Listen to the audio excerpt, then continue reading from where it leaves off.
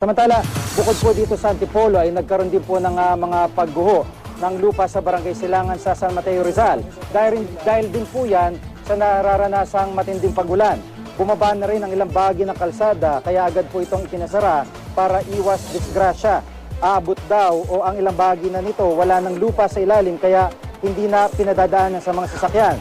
Aabot daw sa 10 bayang posibleng matabunan kapag tuluyang bumigay ang lupa sa lugar na yan. Napinsala rin ang pader ng isang paaralan doon kaya kanselado muna ang klase.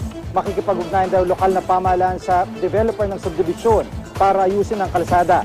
Inabisuhan din ang mga residente sa lugar na lumikas na para sa kanilang kaligtasan.